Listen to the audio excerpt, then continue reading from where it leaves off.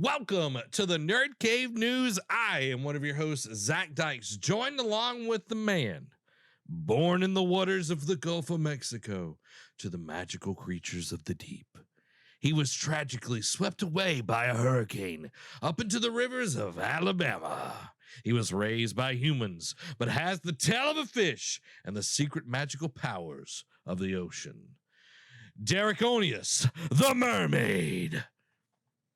I was about to say, am I a merman? Like, because when you say I have a tail, I'm like, this is going weird. It says mermaid. Says merman, but I you know what I mean? Like my brain was like mermaid. Yeah, but that it was good. The name kind of didn't stick the landing, you know, like a Marvel MCU Disney Plus show, but the exposition was good. Or Thor: Love and Thunder. I haven't watched it yet. Or anything in Phase 4. Doctor Strange is good though. And Loki. Spider-Man. Loki was good. I'm not considering Spider-Man like completely like Marvel though. You know what I mean? Like Sony has their hand in that one as well. Yeah. I mean, Hulk is the same way. Shang-Chi I did like though. Yeah, it was pretty good. Pretty good. Yeah. Mermaider. Derek. Onius. Yeah, Derek-onius. See, they even gave you a handicap with this one this week because they actually put my actual name in the name. Yeah. There's one I've literally got to ask Amy how to pronounce it because I have no idea. Like it's like this long. It's super long. You can't see my screen right now. It's super long, Derek, and it's all one word. Like it's like a bunch of words. Supercalifragilisticexpialidocious. Yeah, like I gotta ask Amy how to pronounce that one. Yeah. But that's neither here, this, or there. This episode is brought to you by our wonderful patrons. You can become part of the ship, part of the exclusive crew by going to patreon.com/nerdcave, just like our wonderful crew members, the first mate, Brandon Hicks, our helmsman, the conductor, our gunners, Richard Newell, Daniel Saffron, Rushing Waters Yoga, Marilyn James, Brady, the Granny Bray Harrison, and our deckhand, Martin Sager. Lord. This right here, guys. This right here. Oh, baby. It's the Nerd Cave News, where each and every beautiful week we run you through all the video game news that you need to know. If you go anywhere else and get it, you don't need to know it. If you hear it anywhere else, it's lies. It's deceit. Yeah. It's just fodder. It's just slop to the pigs that Derek milks. You can watch us live over at twitch.tv/nerdcave network, or you can watch us over on youtube.com on youtube.com. You know, that place that's ran by Google. Make sure to hit the follow and subscribe button so you don't miss out on anything, and like it so more people get to see the video. You also can plug us into your ears on the podcast version. Yes, we're available on Apple, Google, Spotify, Stitcher, Anchor, all those good places. Spotify does have a video version of the show. Go subscribe, listen to us every week. Every week, baby. You know what I mean? And if you don't give us a 5-star rating, Derek will butcher your horse. Probably more than the horse, but yes, definitely the horse. You won't even have to worry about a horse head being in your bed at night. You know what I mean? When you wake up. That's what I'm saying. We got a game this month. We got a game club, guys. I don't know if y'all know that. We do this each and every month. Speaking of horses and pigs. July's game club is a Plague Tale Innocence Derek-onius. Derek-onius. Yes. Dirk. I have not touched this game at all. I haven't even downloaded it. I'm going to be just 1,000% honest. I've been a busy boy. I know you have, but to not even download it, I'm going to hit you with boy.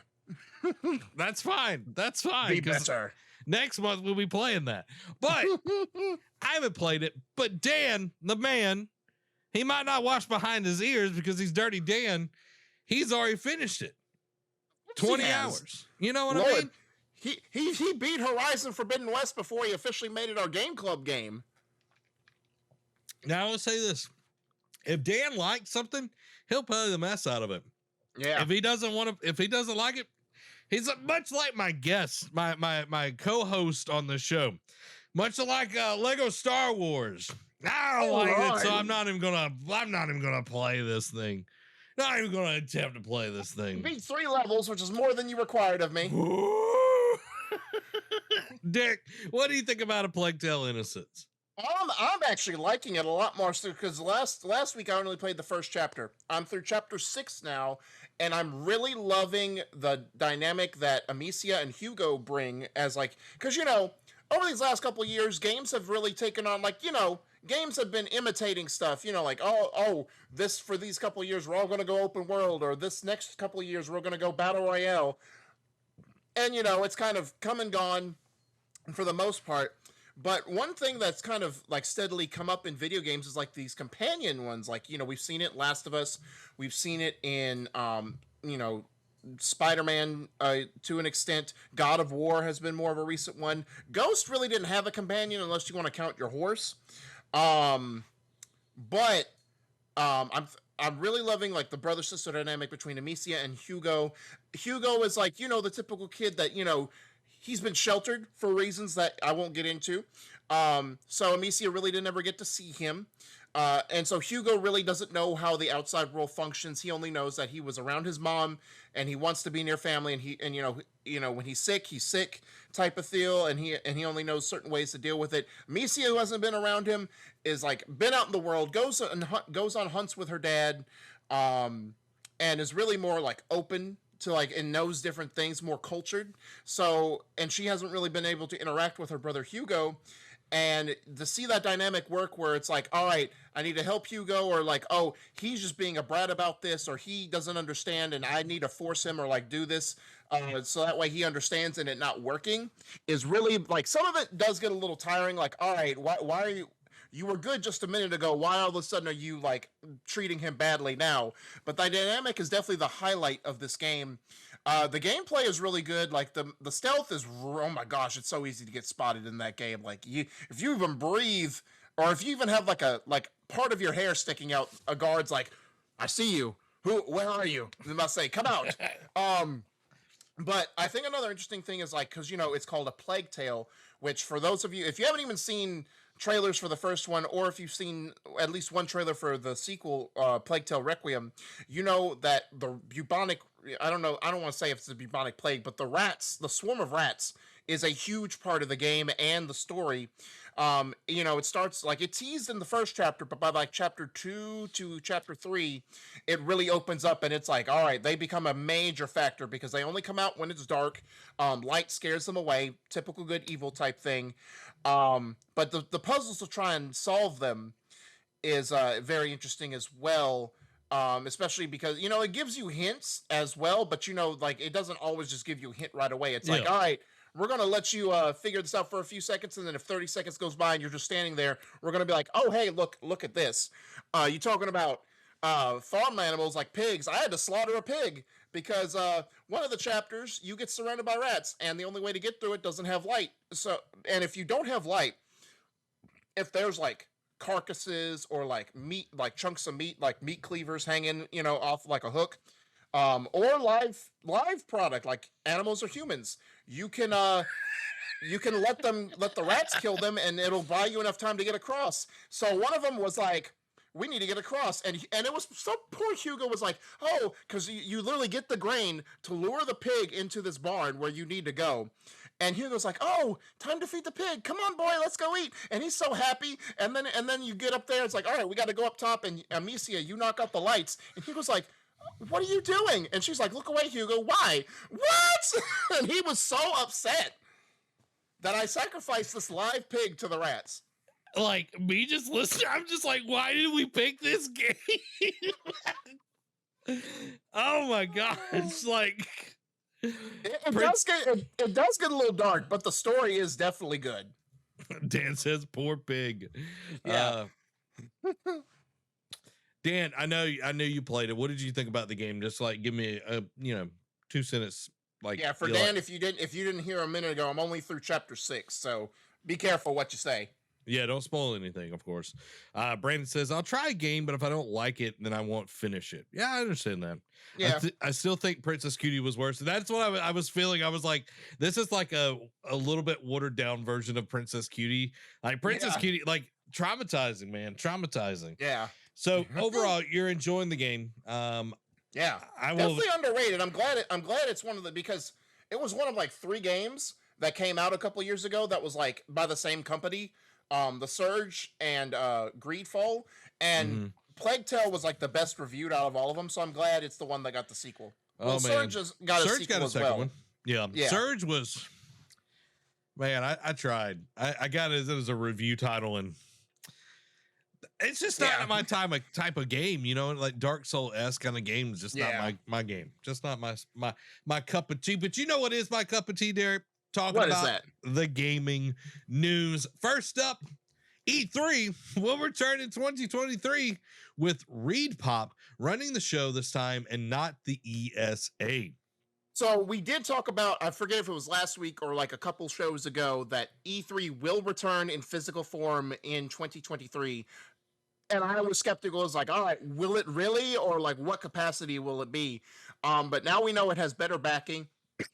Reed Pop are the same company who organize annual shows like PAX, Star Wars Celebration, and New York Comic Con, and also own websites Eurogamer, Rock Paper Shotgun, GamesIndustry.biz, and VG247 through the subsidiary Gamer Network.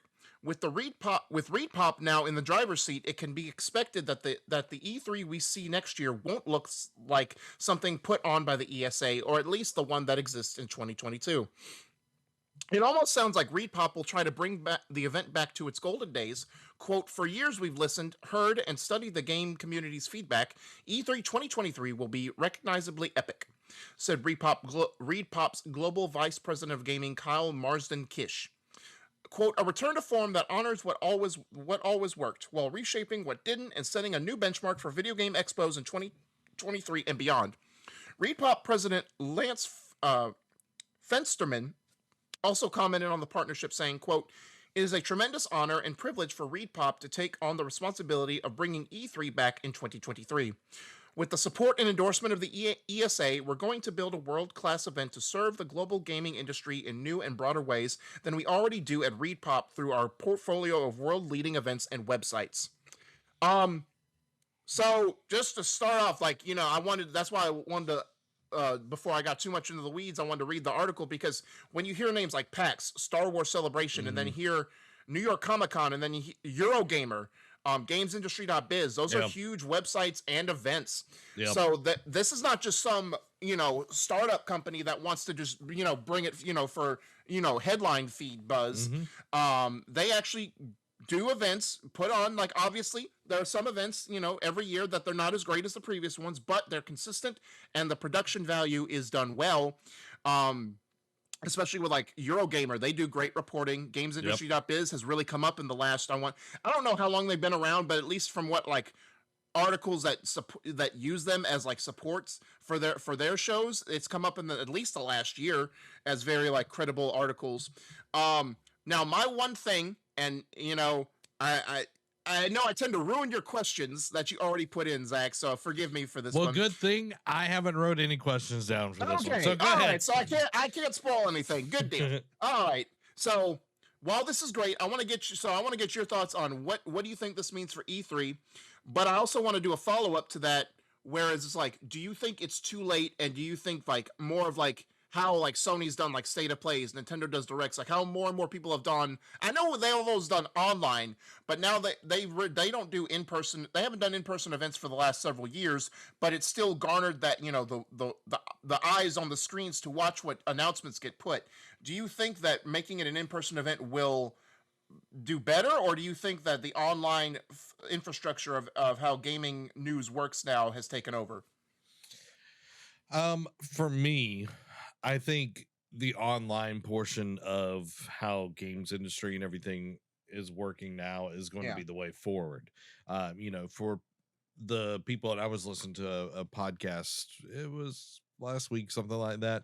It was people that have went to these shows, and where they're journalists, and the whole time that they're there, they'll go to a conference and then they'll come back and they'll just be writing or editing or whatever. Like Yeah. the conference stuff is not in the actual like convention hall, it's somewhere else.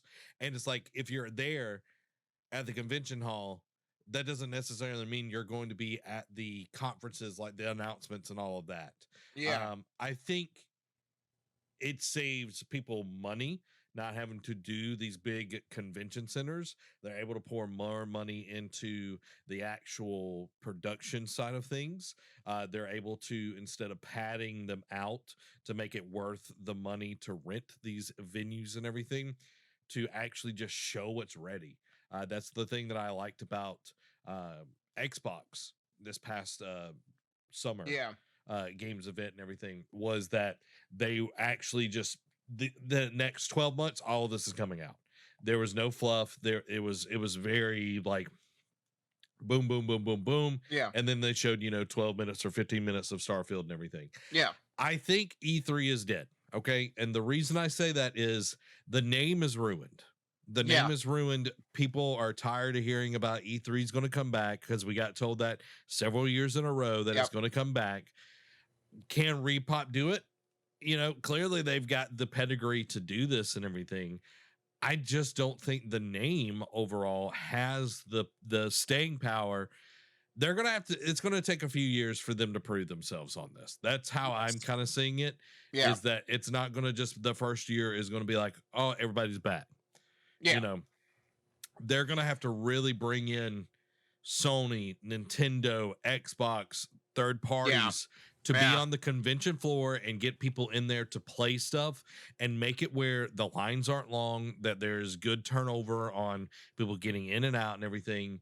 And them, having that kind of caliber where they are, running Comic-Con and, that sort of big events and all of that. They know how to do that, which I think will be better than the ESA doing this. So those are kind of my thoughts. What do you think, Derek? I'm kind of on the fence with both of these. So like I agree, while E3, like you said, talking like the last couple of years talking about, oh, it's gonna come back, and then it doesn't. No, it's gonna come back this year, and then it doesn't. Like this year, they said mid to late 2021 that E3 2022 was going to be. They might have said it was going to be up in the air, but they had leaned strongly to, oh, it's going to happen. And then what happens like January? Nope, not this year. And then they promised it, what was it, a week or so ago? And like I said, skeptical. And now it seems like they're actually backing. The only upside I can see of this is like how, because like with, everything that went on in the world over the last couple of years, when movie theaters finally opened up, everyone flocked. Well, I shouldn't say everyone flocked to them, but a lot of people went in them because they missed that experience. There will be fans. There will be a crowd that shows up for this because people do like the atmosphere of E3. They may not always like some of the events. They may not always like who's there. But like you said, like with any event, like Pensacon, for just to stay local, it's blown up over the last several years. And why is that? Because of the special guest stars. Like last year I regretted it so much because of how many people showed up to like Pensacon, because I think Nolan North was there. Yeah, Nolan North was there. About to say, it was crazy the amount of the headliners they got. It was like banger after banger. You would have thought this was an Emmy Award show because of how many big name people were showing up for this. Yep. It's going to be interesting because just because you put on the headline E3 is coming back officially in person doesn't do it for you. Because if E3 shows up and they're just going to have like, and this is no disrespect because they make good games, Devolver Digital. If your big headliner is Devolver Digital will be there, that's not going to get people to come to you and spend money at your expo. Getting like, I hate to say it, even like some third parties, like if you have like just an EA or just a Ubisoft, that's not going to be enough. You need to get one of the big first party companies to buy in. I think Xbox is because they're right there in that area, will be the most likely candidate to show up, just because I feel like Phil Spencer, like they've had such a good thing with E3 that he says, all right, well, I know they backed out. What was it, the last year they actually held an E3 event? but I think they can rekindle and like work something out because that's just the kind of man Phil Spencer is.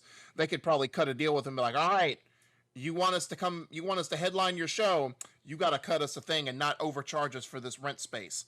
Um, Nintendo, I think, because they've been even before COVID, Nintendo was like, "Do peace out to E3," so they've just been doing their own thing regardless. So I don't think you could throw money at Nintendo to get them to come to E3 anymore. Now, here's my thought, and we can move on after this. Yeah, If they got a deal with Jeff Keighley to do Summer Games Fest and E3 together, I think that is the only way to really sell this as a whole package. yeah, As a thing, because it's like people want those announcements, and if those announcements are happening before or yeah, after, like, okay, let's say they have E3 2023, yeah. and then Summer Games Fest is after that. The big reveals are not going to happen at E3 if it's just, the especially with how he's built it up over the last couple of years. So it's going to be important for both of those to work well together. Yes. And Jeff Keighley is a very, very he stewards well what he has. Exactly. He's definitely a champion of content. So I think, it would be smart. He's already said that Summer Games Fest is going to be next year as well. So yeah, like there's no reason why they can't work together. You know what I mean? Yeah. But I think for this, it has to be done really well. They have to get stuff there for people to buy tickets. It can't just be, okay, we've got, like you said, Devolver Digital, we've got, a bunch of indies and all of that. Like, that's nice, but people want to play those big titles. People want to go there. It's like they're not necessarily meeting celebrities. To Dan's point, he says that he doesn't care much about the celebrities at Pensacon. A lot of people go to conventions for the convention floor, and the convention floor at E3 has to have games, and those companies have to bring their games to show and everything. So I think they're really going to have to be working with all levels, first party, third party, not really much second party development these days. But I think if they can get Jeff Keighley on board, E3 2023 brought to you by Summer's Games Fest. Yeah. Well, you know what I mean? Like, it would be the perfect pairing. It's like, you've seen all these games at Summer Games Fest earlier on this week. Well, now you can play them at E3 2023. Yep. That's how they need to really go after this. Yes, that would be brilliant. We'll see. Yeah, we'll see. Moving on, Respawn job listings reveal more info on the new Apex Universe first-person shooter project. So the recruitment drive mentions, quote, Apex Universe FPS incubation project, which described the title as, quote, a brand new Respawn single-player adventure. Quote, this new single-player title is a developer's dream playground with the freedom to innovate, made possible by the unique universe it inhabits. So I only stuck this in here because of a few things. One, Apex is making a new thing, and it's going to be first person. Like, it's going to be single. From what more I read, it's going to be more like a single player story driven game. It's not going to be necessarily it's going to. Of course, we already know Apex is, for whatever weird reason, is in the Titanfall universe. It shares the universe. Mm-hmm. I don't really get that, but good on them for melding pots there. But I also want to bring it up because it's interesting. For this turn, and it's also interesting because literally a few weeks ago, EA made this tweet being like, how it's like everything, he or she is a 10, but it comes with a caveat. It's like they're a 10, but they play a single player game, and everyone rioted about that, and EA since walked it back. But it's like, and even I think it was Respawn that took immense offense at this, and I think that's because of their projects. Like, hey, look, why are you bashing single player games when you allowed us to greenlit this project and our Star Wars Jedi Fallen Order, arguably your biggest game that's come out in the last several years that made you money? Like, why are you bashing it? Yeah, and allowed you to make another Star Wars game because Disney was like, we don't like you, EA, because you're bad at your job. Respawn, we like them. Yeah, exactly. It's interesting. I'm not even going to touch the EA stuff anymore. Yeah. I don't even know who runs their account, but anyway, I think Apex is huge. I think this would be able to bring in people that don't like the battle royale kind of gameplay Yeah. and really be able to connect people with the heroes of that universe or tell Yeah. more about that universe. Like, yes, we've gotten Titanfall. Titanfall 2's story is Yep. amazing, and I haven't even finished all of it. Probably never will, but like what I did experience, it was good storytelling. It was different. It was what I wanted out of the first one. Yeah. Apex has been around and has done so well. I would say it's the third most popular like battle royale. Yeah, behind Call of Duty and Fortnite. Yeah, and that's huge because so many other people have tried to Yeah. get into that market, and Apex came out of nowhere. Yep. It came out of nowhere, And it then, overtook Fortnite for a few months for sure. yeah, and I think this is a good way to get more people into that universe, more people to get into Apex Legends, and it just kind of feeds the beast that they've got and everything. So, Yeah. Good on them. I would rather play a first person shooter that has a story than anything else. And I was going to ask, that goes to my credit too, that goes to my next question too for you, is like, because Fortnite technically started off as this, like, it wasn't a single player because you could play with friends, but this narrative driven story. Mhm. And then like a few months later, they made the Battle Royale, and all their hard work they had put into this single player or this story driven event went down the drain with the Battle Royale. It just took the world by storm, literally. So do you think, like, I know Overwatch is not a battle royale, it's a hero shooter, but Overwatch 2 is having a story, like, or a story event type thing. Fortnite had one. I don't know if they'll ever go back to it. They pretty much have given up on that. But do you think more and more like battle royales or like multiplayer driven things will go like the single player route if it warrants it, or if it's a big enough game to do that? I think the way a lot of people have went about their stories, if they are more multiplayer based, Fortnite does have a story that continually goes on. The maps continually to develop and everything. Yeah. They found a way to tell a story over a season, which is very impressive. Halo has started doing that itself. We'll see how well they land the rest of the season and everything. We already had like an event this season 2 and everything. Call of Duty, I don't even know what they're doing half the time. Like they're trying stuff, but it doesn't really make sense. I don't think that people necessarily are going to go out of their way to make a story if they don't have to. Like a mode.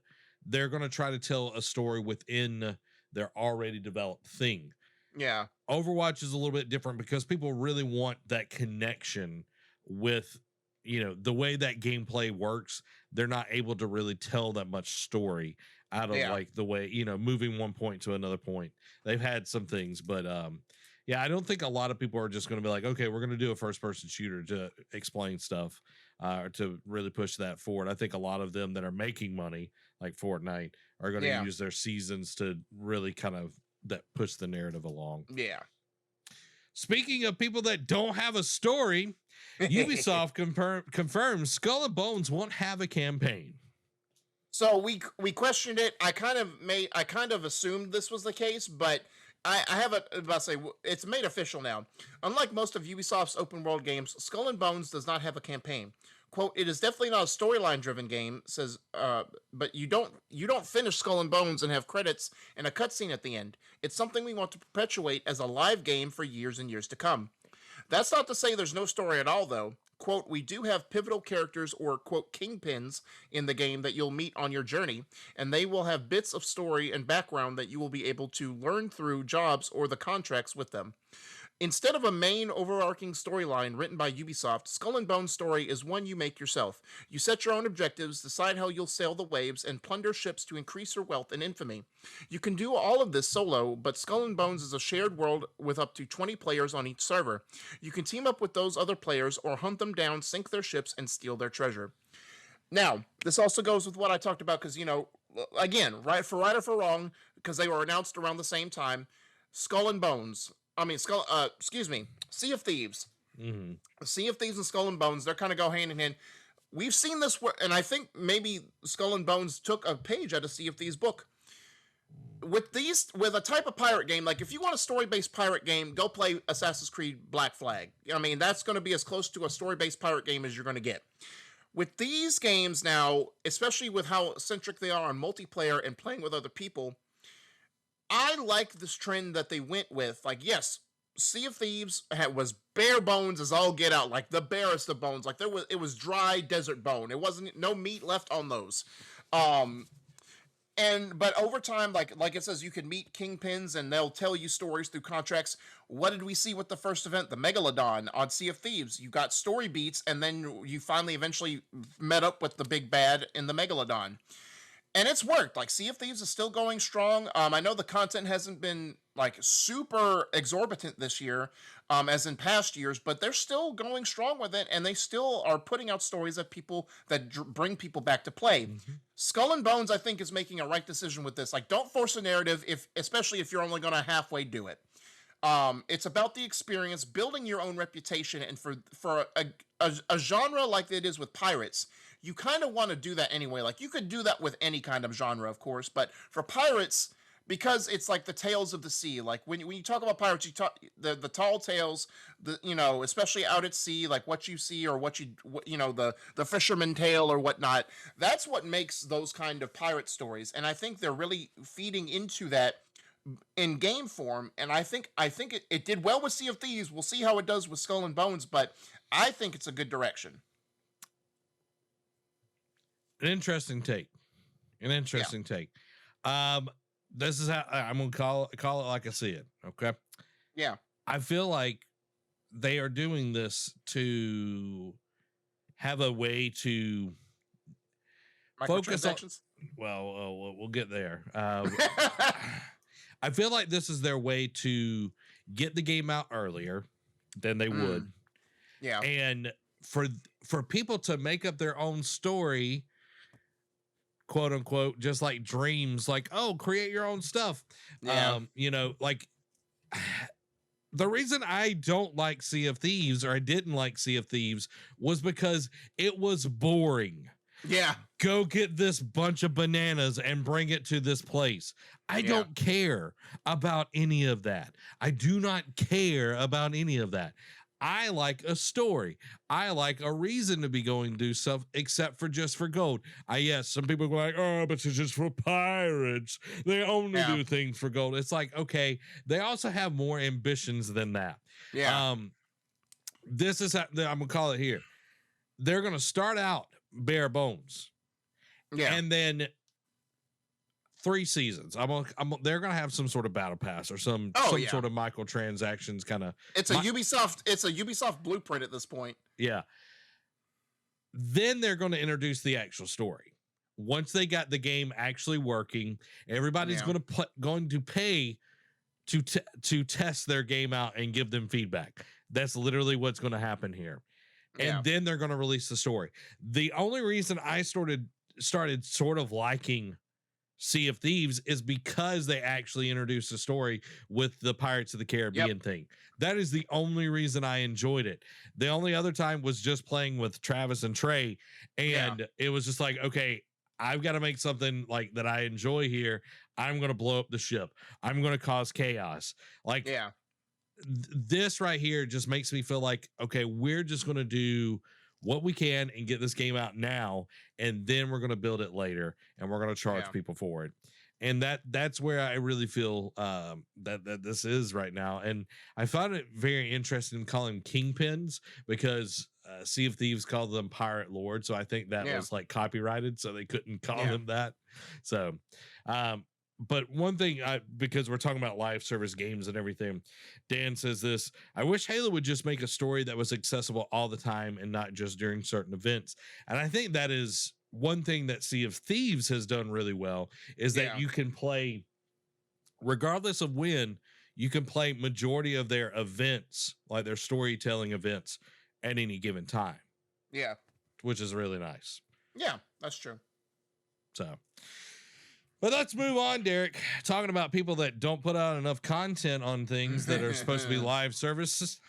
Man, see, there's a trend in this Yeah. week's news. Rockstar won't bring any major content updates to Red Dead Online this year. All focus is on GTA 6. I didn't even know they brought any new content to Red Dead Online since they launched it. So I'm about to say it's been sparse. Like I know they brought a new like job class and some like job listings, but that was like last year. I have not heard any updates since then. But anyway, today Rockstar updated the community in a blog post on how it plans to change its approach to Red Dead Online support. The biggest change being that Rockstar will not be releasing any major content updates for the game this year, but rather build on existing modes. Quote, over the past few years, we have been steadily moving more development resources towards the next entry in the Grand Theft Auto series, understanding more than ever the need to exceed players' expectations and for this next entry to be the best it can possibly be. And as a result, we are in the process of making some changes to how we support Red Dead Online.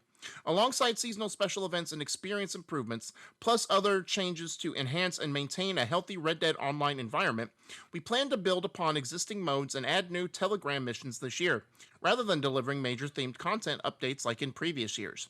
This will mark another year without any major content updates for Red Dead Online, while the rest of the blog post speaks on all new things coming to GTA Online. So, it's no surprise, but my question to you, Zach, would be, do you think that they are trying to make GTA 6 too ambitious / make it as ambitious as they can be? Or two, do you think this is admitting that, hey, Red Dead Online ain't making that GTA Online money? The story was great. Everyone loved it. That's what we got. We got our money, but we're not making any external cash flow. Do you think that they're just admitting defeat on this and just moving back to a GTA, which is a known cash cow? I think that they are admitting that we were not able to get the cash flow that we were hoping out of Red Dead Online.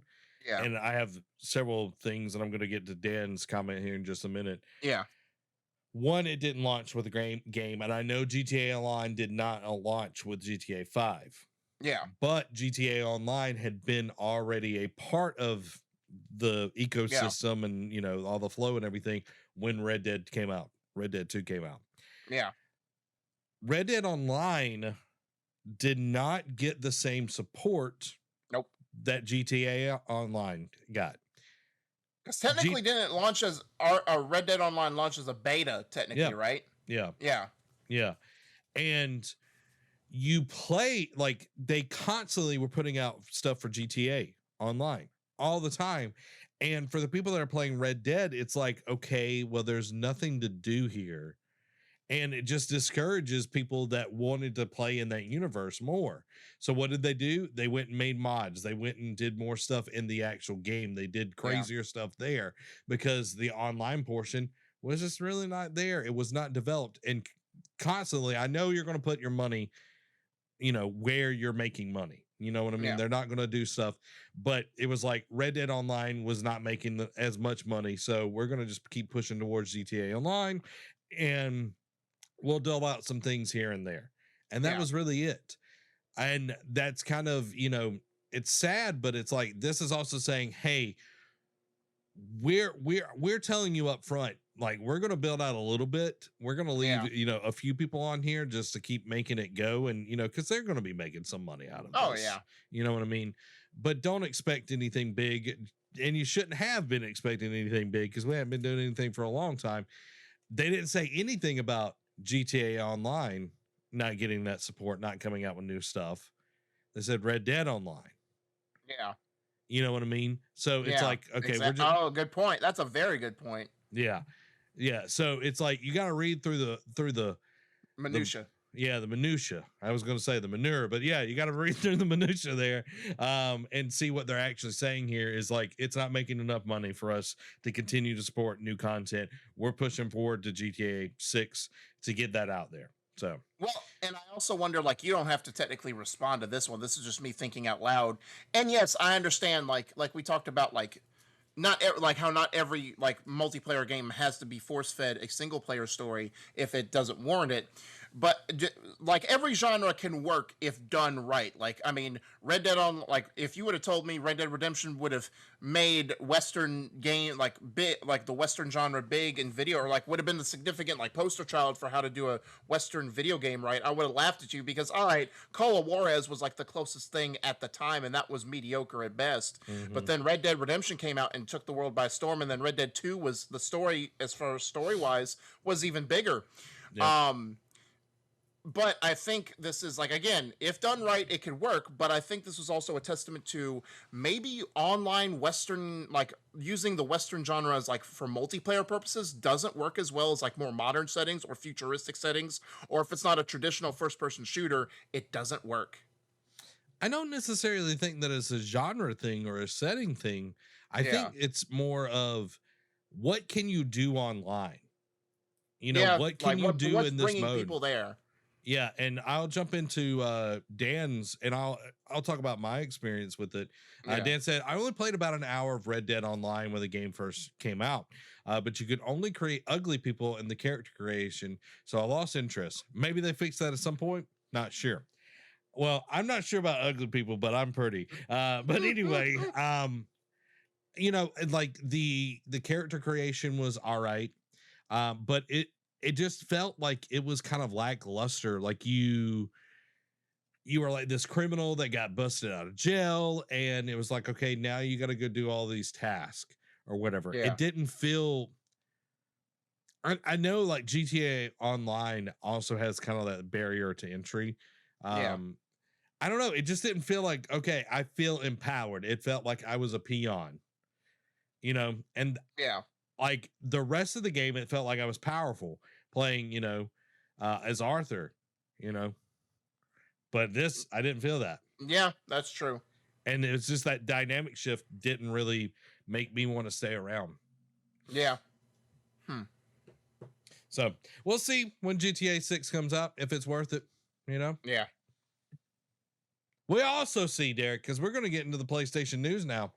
Yes, if sir. Final Fantasy VII Rebirth is going to be worth it, because Rebirth won't see players visiting all the locations in the same order as the PS1 original. So despite this, Nomura-san was keen to point out that this doesn't mean that some locations have been lost in the game, but you'll just visit them in a different order. However, the trio didn't specify what locations would be featured in the second part of the Final Fantasy VII Remake project. Quote, I can't reveal the specific scope of the story, but there are no major events from the original version that are missing from the entire story. However, in Final Fantasy VII Rebirth, you will not necessarily visit the locations that appeared in the original version in the exact same order. Some locations are visited in a different order. It's just that the order in which you visit the locations has changed, but don't worry, it doesn't mean that some locations have been lost entirely. Which, Final Fantasy VII originally came out on the PS1. Like, we are 5 generations, you know, and how many, like 20 plus years removed from that. I'm of the mindset, now, I never played Final Fantasy VII. Scratch that. I haven't played a Final Fantasy game, let alone 7. Right. I know 7 is like the most popular one.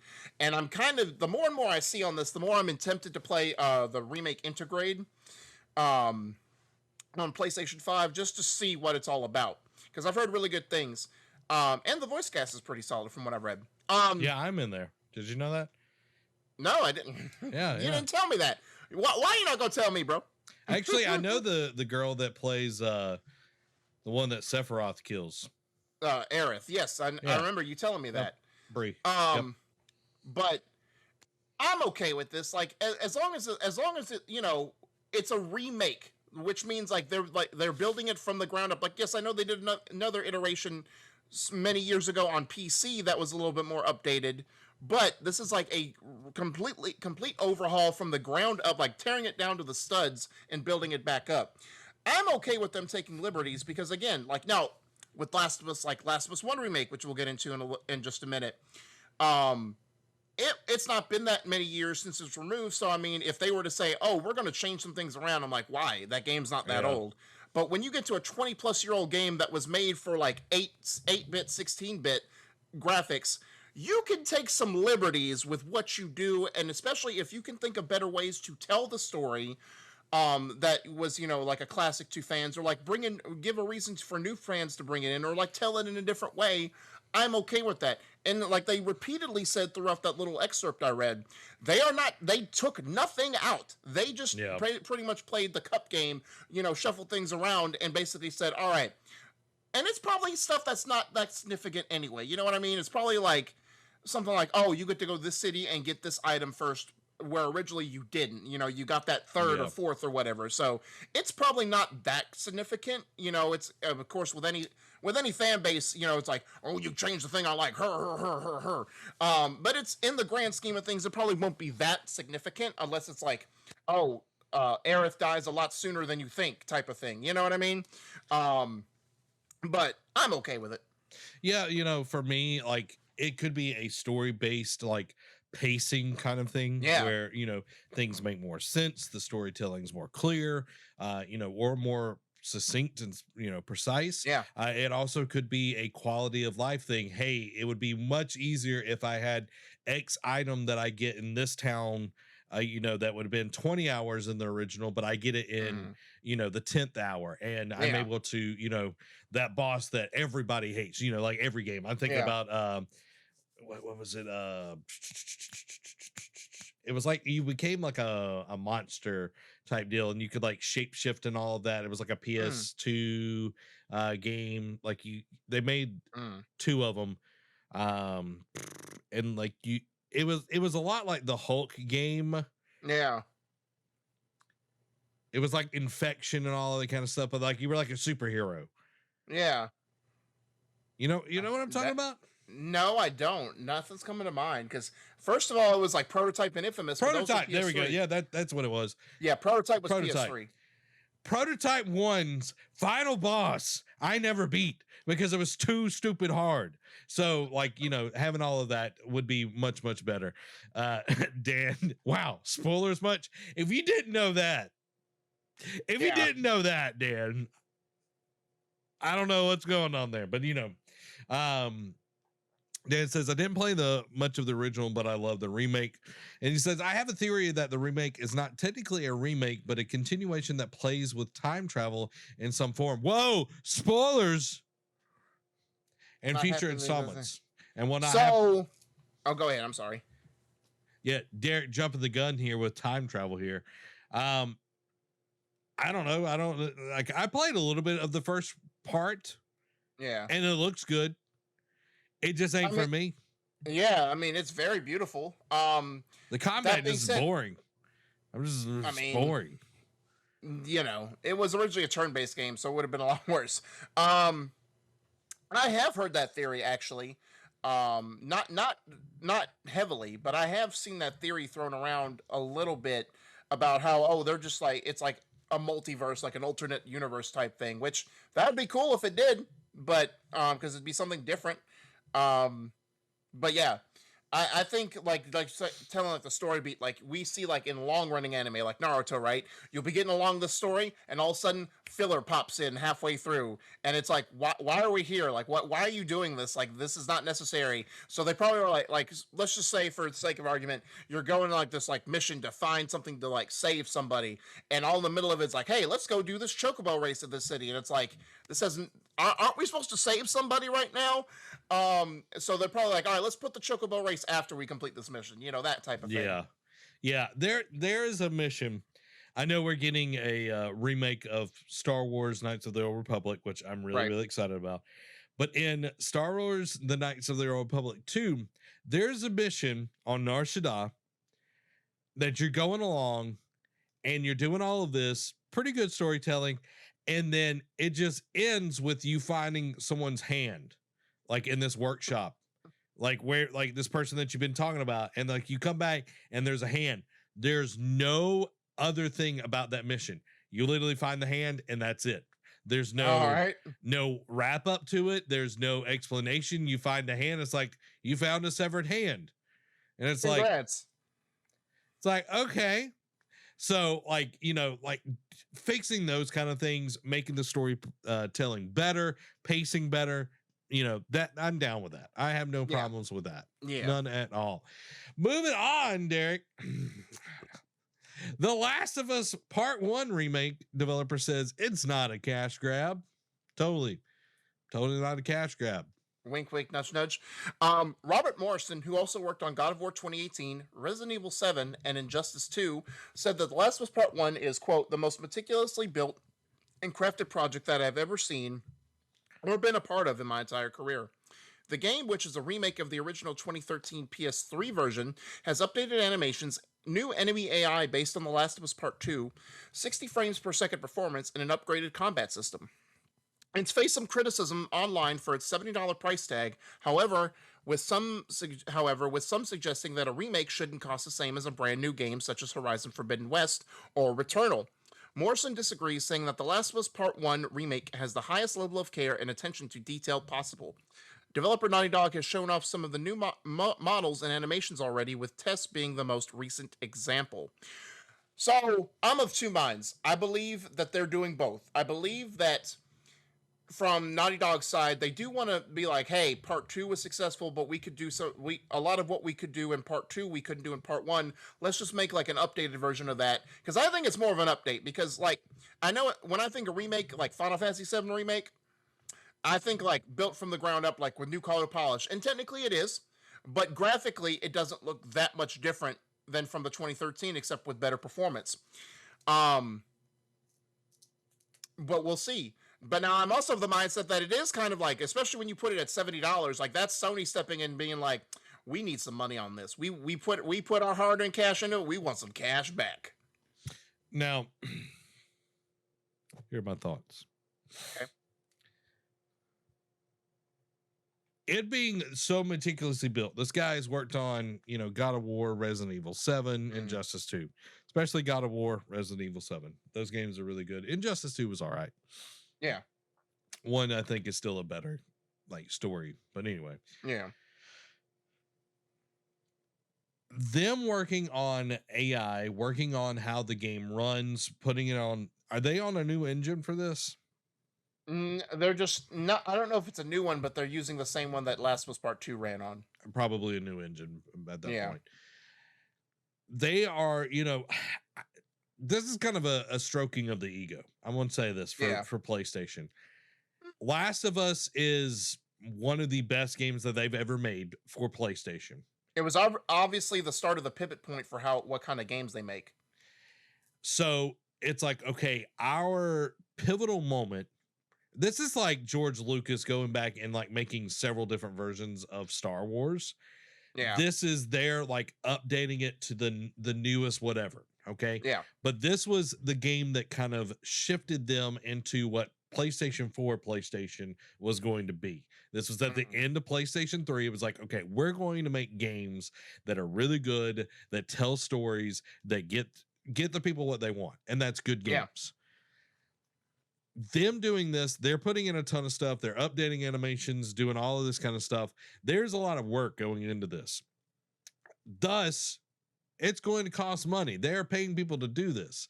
I understand the $70 price tag. Do I agree with it? Not really, not fully, but I understand that they're trying to bring this in almost 10 years up to date. Okay. Yeah. That it's going to take some money. That's kind of where I'm coming at. Do I want to pay $70? No, but do I understand that if they're doing all of this work, they're bringing it up to par, which 1 will now be better than 2. You know what I mean? Yeah. Because 2 will be like 3 or 4 years old at that point. And, but it's very interesting. It's like, we've got to keep up the one that like made it to where we are now. Right, exactly. Like, hey, you remember this game you like? Here, play it again. Yeah. I just hope it doesn't become that like Sony's version of Skyrim at this point. Yeah, same. My thought is this. Okay, we know that every game they cut something out. They always cut some story beat or something out. I would love to have some like director's like cut of the game where, hey, we were going to do this, because originally I think it was Tess. Tess originally was going to be a bad guy She wasn't going to like Oh, I forgot sacrifice about herself that. and all that. Like, do something that is like a little bit different. Like, you're not with the main part of the game, or like, don't make Tess evil now, Yeah. but like, add something that got cut from the original game because you didn't have enough time or whatever. Like, I would like to see that. I know they're adding the DLC into the game and all of that cool stuff, but I would like to see the things that got cut because of time, or got cut Yeah. because that, it was going to cost more money. That would be cool, because then it would be like the director's cut of Last of Us. Yeah, that's true. So that would be really interesting. See, Sony needs to hire me as the CEO, the Presidente. I'm coming for you, Jim Ryan. Moving on, though, Haven is officially a PlayStation studio, and it's already impressing the other first-party teams. Studio's work to lean on developing its games using the cloud has been a big thing drawing everyone's attention. Quote, one of the things I've heard from a lot of devs in the industry during the pandemic is that they've had to really grow their IT teams to support all the people with multiple machines working from home and trying to dial in on VPN and get access. We have zero IT in the studio because we've automated everything in the cloud. There are things like that we're already seeing the payoff, and that's why we've decided to invest more. That approach has been the thing that reportedly got Haven's chief technical officer speaking to other teams within PlayStation Studios about what Haven is doing. Haven's work, though not necessarily regarding the cloud, has also attracted the attention of Mark Cerny, who is reportedly collaborating with the studio as it continues to invest heavily into the R&D branch. So Mark Cerny is one of the main reasons we're investing so much in R&D, and this is very senior engineering team. It's not just tied to cloud, but also some forward-thinking R&D. I'm not able to say too much now, but that's obviously one of the other things that's been a big attractor and is exciting to our team with PlayStation. Of course, Mark Cerny is a kind of like a rock star too, so being able to collaborate with him is really exciting. So, that's been the big buzz, like its whole cloud-based thing. I know Haven is actually working on a game, like they were working on an exclusive before PlayStation officially bought them. I think because you know how Studio Japan has become like they're on the technical side, like because Mark Cerny's over them, like or at least heavily involved with Studio Japan. They're not involved with the technical side, like with the specs of it, but they're like kind of how Nintendo does when they do a new piece of technology, have a studio focus on a game to like show why or like make you believe in why they chose to go this direction with the system. So they always have like a game that demos all that like the new system can do technology wise or with the controller. Do you think Haven is like, hey, we make games, but we're also going to be heavily invested on the tech side with Sony as well? Or do you think they're going to double dip here? I'm not 100% sure. This is how if I was, president of Right. Sony Entertainment or whatever, PlayStation, this is what I would do. Jim Ryan, you can take this for free. All right, here we go. The ones that want to make games, I'd keep them making games. Okay. Yeah. I'd bring in new people into the studio and I would double its size. The ones that want to work on tech, I would let them work on tech and let Mark Cerny have somebody within that group kind of over them, all that good stuff. That way, the ones that want to make video games, because they're like, yes, all of the stuff is always developing and everything, but people go into this to make games. Some people want to improve the tech and all of that, but it's like some people are just like, I just want to tell a story, or I just want to do this. It's like I don't want to be vicarious visions where I get bought up and then it gets destroyed because of Blizzard. So I think doing it that way would be the better way, instead of just like, oh, now we're just the R&D department for PlayStation. It's like, no, we're a company that makes games. We're a developer. Right. So this just popped in my head because when PS4 came out, they spent oodles of money on Gaikai, and which was a cloud-based company, they never really went anywhere with it. Since Haven is really utilized, because they don't have an IT team apparently, and they're all utilizing the cloud, and Mark Cerny is even so impressed that he's kind of on board with that kind of stuff. Do you think, because Xbox has gotten into like cloud gaming heavily over the last year and a half, Nintendo, I'll say they try, they use the cloud because they want to put third-party games, but because it's too big for their cartridge data, they're just like, hey, just download it from the cloud. You'll be all right. We're still giving you the game you want on here. Um, do you think Sony gets in because we saw the failure that was Stadia with like streaming tech and like cloud-based technology type stuff? I know it's going to be heavily reliant on people's internet again, but do you think Sony uses this kind of thing to help further their development in cloud-based gaming? I could definitely see it becoming an option for their new PlayStation Plus. Yeah. You know, because like xCloud and all of that, like it's fun to play a game on your phone. Is it the best thing? No, it's not. Yeah. Like, you know what I mean? Like you've got to have like really good internet and all that good stuff. I think there are people that want that, but they are a very, very small group of people.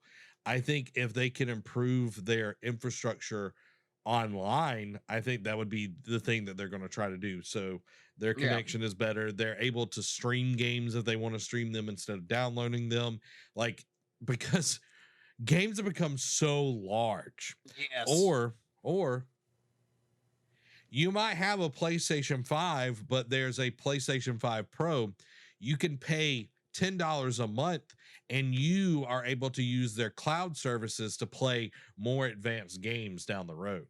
Yeah, because I mean that's technically because Xbox has said, like, they blurred the lines. They're like, hey, this game's on Series X and S. You can still play it on your Xbox One. Yeah. Our processing, all that.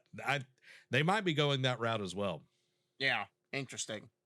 But yeah, Mark Cerny, he's a rock star. He's a nerdy rock star. I watched Yes, that. he is.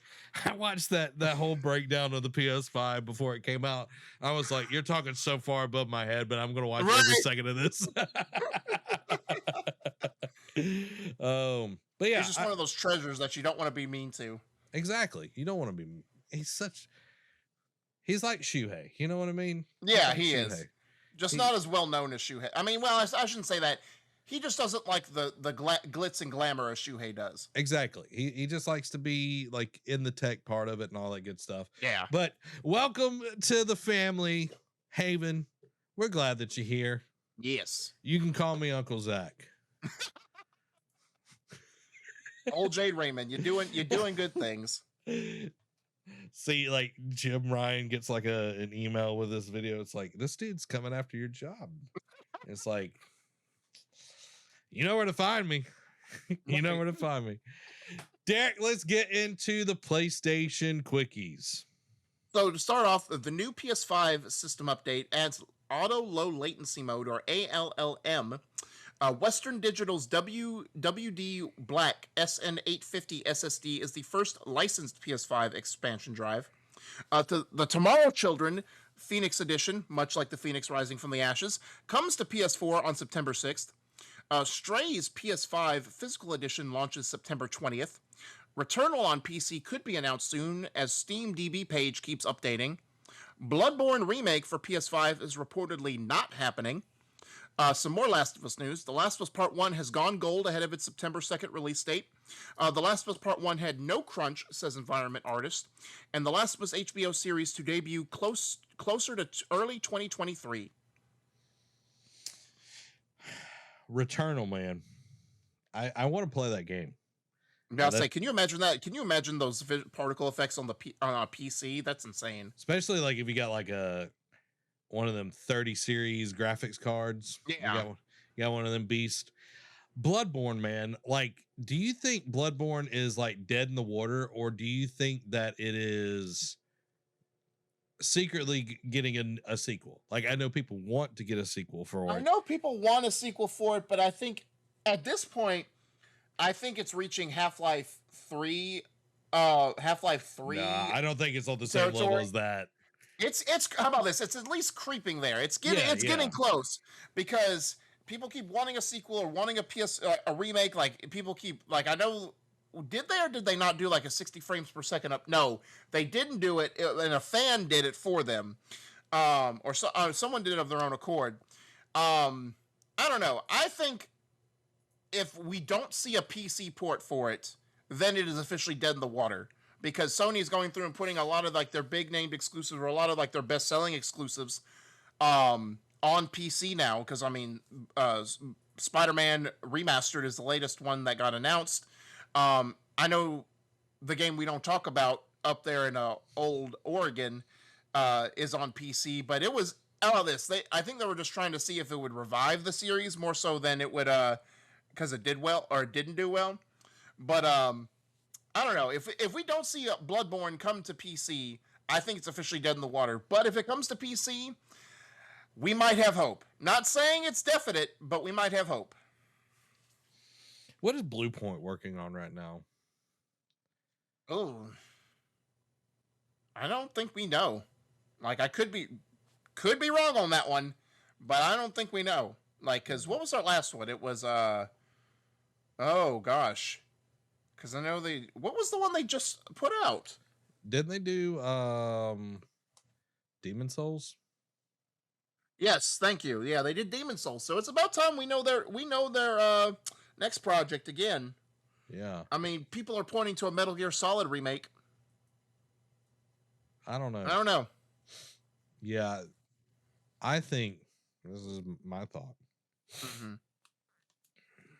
If it's getting a remake, it's Blue Point that's doing it. Yeah. And especially if they just did Demon Souls. Yeah. It would make the most sense. But they did do a Metal Gear game at some point in time, Blue Point. Really? Yeah. Trying to see. Looks like something with Sons of the Patriot. Interesting. I'm not 1000% sure. Let's see. I'm looking at their website. Metal Gear Solid HD Collection. Oh, okay. Released June 2012. They did the PlayStation All-Stars Vita version. Interesting. I want them to try and give that series a run, another try. Yeah. Be great. Oh, they worked on the Xbox 360 version of Titanfall. I didn't even know there was a 360 version of it. Yeah. Well, it got delayed. It was supposed to launch day and date, then they delayed the 360 version. So okay. Yeah, they did April 2014. Gravity Rush. Okay, we're falling down the rabbit hole, guys. Yeah. I'm over here looking at Blue Point's website, and we're falling down the rabbit hole. But let's fall down into them quick hits, Derek. Yeah. So we also had a Nacon Connect event. Not a well-known studio or not a well-known company. They're trying to come up with some licensed games now. So they announced some things like RoboCop Rogue City coming June of next year. Lord of the Rings Gollum gameplay revealed. A Terminator survival game by Nacon Studio Milan was announced. A Session Skate Sim release date set for September 22nd. MetaQuest headsets no longer require Facebook account starting next month. Xbox will offer updates on some announced games at Gamescom. Rumor, Beyond Good and Evil 2 begins external playtesting this month. The game has life, ? Maybe? Following that, Assassin's Creed Liberation HD, quote, decommissioned from Steam, but will remain playable to owners. Pokemon Puzzle League joins Switch Online expansion pack this Friday. NBA 2K23 on PC and Switch is still the previous gen version. Switch, that it is what it is, but PC is a little surprising. Gex and Legacy of Kain revival hinted at by Crystal Dynamics' 30th anniversary image. Sam Lake says Alan Wake 2 story, quote, is a monster. Bandai Namco has suffered a ransomware attack, potentially revealing Tekken 8, Elden Ring expansion, and Little Nightmares 3. Aliens Fireteam Elite adds crossplay, new progression system, and more in Season 4 Prestige. Supermassive Games has been acquired by Nordisk Games. Cuphead, the Delicious Last Course DLC, has hit 1 million units sold. Metal Gear 35th Anniversary sees Konami, quote, preparing to resume sale of previously delisted games. Kirby's Dream Buffet is an appetizing multiplayer food-devouring race launching this summer on the eShop. And this one was a very surprise announcement. Like, they could have put it in a direct. They could have made a special announcement. Instead, Nintendo just popped it up and said, here you go. Bayonetta 3 gets a release date of October 28th. And for the people who are worried about the previous two entries and how risque they can be, have no fear, because it will include a family-friendly mode. Okay. I like that. I like that there's a family friendly mode. That's pretty dope. Well, considering how, because everyone gave Bayonetta 2, because, Bayonetta 1 came out, it was a cult classic. Bayonetta 2, Yeah. then Nintendo bought it and be like, hey, we really like what you did. We want to continue it and improve upon it. But everyone was like, hey, we don't know because she likes to lose clothes. And now Nintendo's like, we hear you. Now we're going to give you this option because most of Nintendo's fan base is children. Yeah, exactly. I was looking up this Nordisk Games. Yeah. So I've never heard of them, but I'll tell you who's under their banner. Okay. Oh no. Okay. Avalanche Studios Group, which Okay. have made Rage 2, Generation Zero, and Second Extinction, which I've only heard of Rage 2. Just Cause as well. Just Cause. They did Mad Max as well. Yeah, Just Cause. Flashbulb, I've never heard of them. Mm-mm. Kugama, I have no idea who that is. Mercury Steam. I've heard of them. Castlevania Lords of Shadows. Metroid. Metroid Samus Returns. Nitro Games. A lot of look like, oh man, here we go. Star Stable Entertainment. Star Stable is an exciting online game where adventures, horses, and mysteries are waiting to be explored. The world of Star Stable has captured the hearts of millions of young girls around the world, and we're excited to be part of the future journey of this fantastic company. Derek, can we play Star Stable? You can. I'll watch. Okay, so the reason I wanted to bring that one up specifically is I feel like Supermassive, if they would have sold to Sony after Until Dawn, they would have made so much money, and they would have been part of what I like to call the family. Yeah, exactly. The family, you know what I mean? La Familia. But they messed around, they played stupid games, they won stupid prizes. Yep. You know what I mean? They made a few games, which I know a lot of people are saying the Quarry is good or whatever. Yeah. But Until Dawn, they were being touted as like the next great studio, like better than Telltale games. Yeah, or the people that made Detroit Become Human. Yeah, Quantic Dream. Quantic Dream, like they were being touted as the Quantic Dream of now, and then they fell from grace with their next Man. They went third party and they were like, we can make an anthology. Yeah, good on them. I'm glad that they sold. They're part of a bigger, publisher and everything. Mm-hmm. Hopefully they'll get the support that they need. But I think, if you are making games, and I have no idea about making games, but I am a business owner. I run my own business. Yeah. But if I hit something real big, Derek, if I did something really amazing, and I had the potential of, making more money. Now, I'd do it. You know what I mean? I'll say bird in the hand is better than two in the bush. Exactly. And then, which one was that? Beyond Good and Evil 2. Okay, Derek, I got a question. Okay. Do you think Ubisoft has been doing a misinformation campaign on the progression of their games? Specifically Skull and Bones and Beyond Good and Evil 2, because Skull and Bones came out of nowhere, and now Beyond Good and Evil 2 is now, we're getting play testing. Yeah. I don't want to say fully it's misinformation, but I go back to that earnings call where the investors just berated Yves Guillemot because it was after Division 2 and what was the other game? Was it Far Cry? It was Ghost Recon. Breakpoint. Yeah, Breakpoint and Division 2, where they knew next-gen consoles were coming, but they released sequels the year before them, and they were just like, and the sales showed it. Like Division 2 sold actually a little bit better than I expected it to do. But it wasn't what Ubisoft wanted, and the investors like, why do you keep doing this? Why do you keep releasing sequels right before the new generation or a next gen launch or whatever? And it's like, what? Blah, blah, blah, blah, blah. They just like tore into Yves Guillemot about it, and he's like, okay. I'll say we didn't make as much money as we needed to, especially Ghost Recon Breakpoint just flopped hard. Like there was some stuff there, but it was just basically like, oh, by the number sequel. We're gonna get John Bernthal, and that's as far as we're going to go. Exactly, and a dog. That's it. Yeah.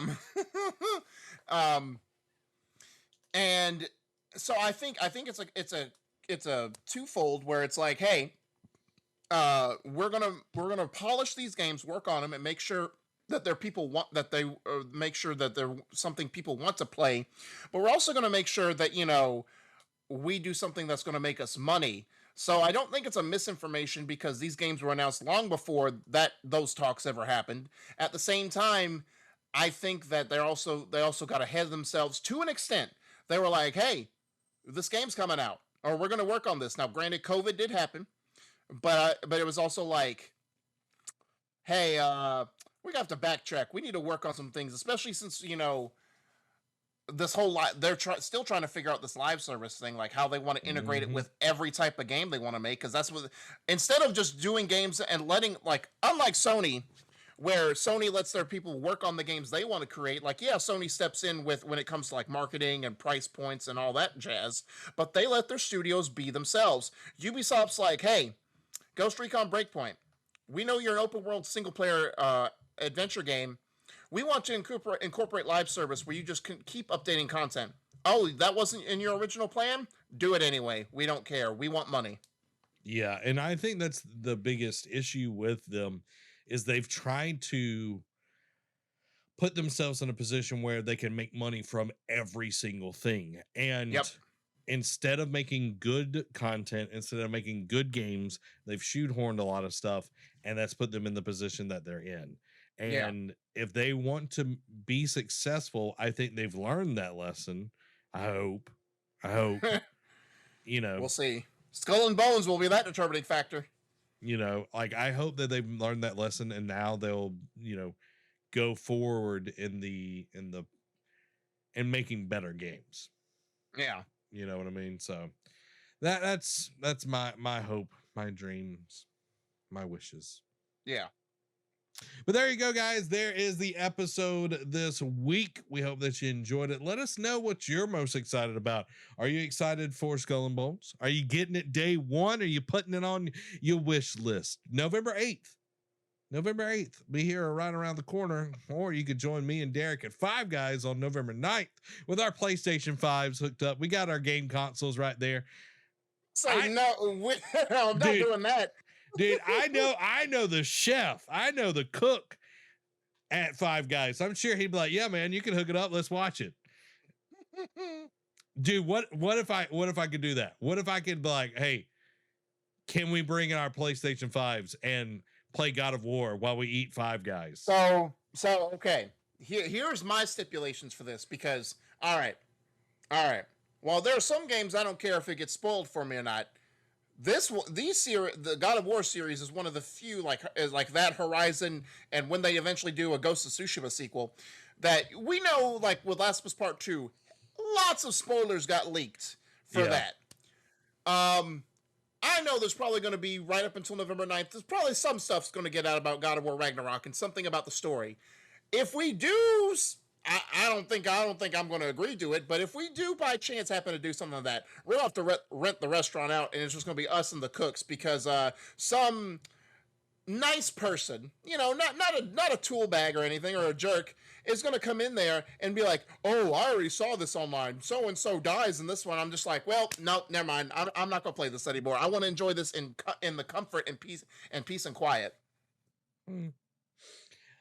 So yeah, we'll figure that out, guys. If you want to see us play God of War at Five Guys, if we can convince Five Guys to let us do that, let us know if you'd be there. If you'd be there and support us. You can also support us by going over to patreon.com/nerdcave. Find the tier that best suits you, or you can go for free over to our YouTube channel. Hit that subscribe button. Let's get that 1,000. Let's get to 1,000, guys. We're like 923 right now. We've been hovering around 920 for a long time. We want to hit that 4-digit mark. Let's break 1,000, guys. Let's do it. Let's do it. Share this with somebody. Also, you can check out our podcast version over on Apple, Spotify, Google, Stitcher, and Anchor. We do have a video version of the episodes on Spotify each and every week. So come and be a part of that. Guys, we love you. Draconius, the merman, playing on his phone while that outro. Couldn't wait 2 more seconds. That's who he is, guys. That's who he is. That's more like Jerkonius. You know what I mean? Guys, enjoyed it. Derek, Conius, enjoyed it. Enjoyed it as well. Guys, y'all have a wonderful week. Know that you're beautifully and wonderfully made. We'll see you on the next one. Bye, guys.